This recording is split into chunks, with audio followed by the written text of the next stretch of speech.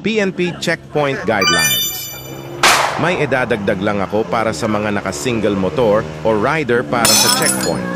Marahil, hindi pa alam ng ibang motorista kung ano ba talaga ang procedure para sa checkpoint.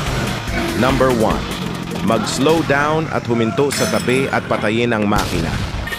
Number 2. Tanggalin ang helmet lalo na kung ikaw ay naka-full face helmet.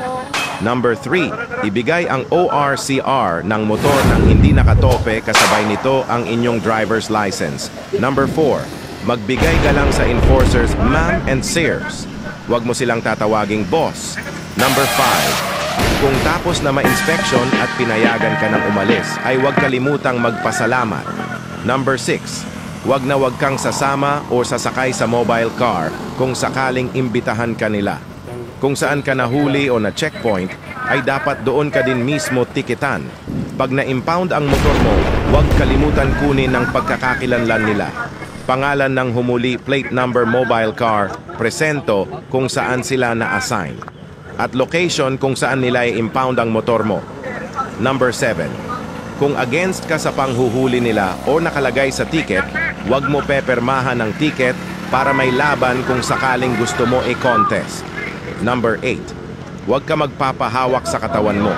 Huwag mo rin hayaan sila ang mag-search o humawak sa mga gamit mo. Maaring ikaw na mismo ang magpakita ng mga laman ng mga gamit at motor mo at sa buo mong katawan. Tandaan, iwasan mo ang mataniman ka ng ebidensya, droga, baril o matatalas na bagay.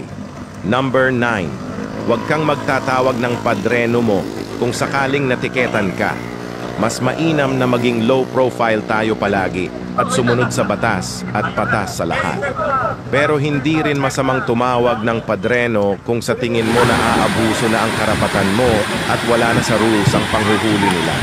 Gagawin mo yan kung talagang gipit ka na. Number 10. Huwag kayong makikipagtalo o magiging arogante sa enforcers lalo na PNP.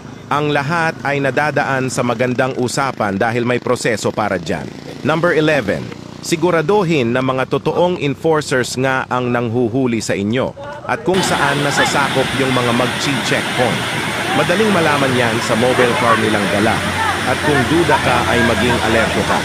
Number 12.